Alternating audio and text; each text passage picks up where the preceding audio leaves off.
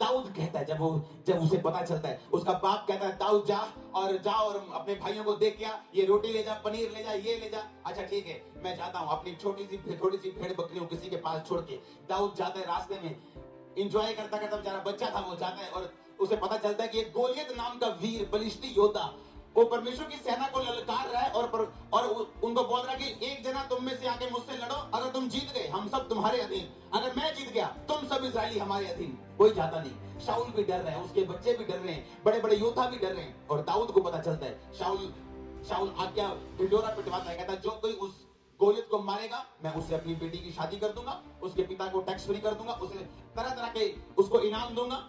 दाऊद कहता है ठीक है, मैं उससे लड़ूंगा। वो उसको राजे के पास लेके जाते हैं। अब इतना सा दाऊद और शाऊल सबसे लंबा था बाइबल के मुताबिक। शाऊल राजा सबसे लंबा था, उसका कद किससे भी ज्यादा था, लंबा चौड़ा। और दाऊद जाके बोलता है, कहता राजा मैं जाऊंगा। कहता है आपको पता है राजा, जब मैं अपने पिता की भेड़ बकरियां चराता था, आपको पता है क्या हुआ, मेरी मेमने को एक शेर उठा के ले गया। मैंने शेर के पास गया, मैं मेमना उठा के उससे वापस ले गया। अगर शेर मुझ पे अटैक करता था, मैं उसके बालों से पकड़ के शेर को मार देता था। अच्छा, अगर कोई भालू पकड़ के लेके गया, मैं उस भालू को मार देता था। राजा उसी तरह जैसे मैंने शेर और भालू को मारे हैं, मैं इसे भी मार दूंगा। आप एक बात बताओ, एक राजा, एक पीएम के पास ये लड़का जाए छोटा सा और बोले पीएम साहब, और छोड़ो किसी को, मेरे को अकेले को भेज दो, मैं सबको मार दूंगा। क्या पीएम भेजेगा ऐसे? शाऊल ने क्यों भेजा?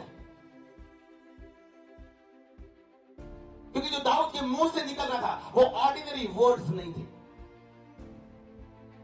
वो आम वर्ड्स नहीं थे, वो आम शब्द नहीं थे।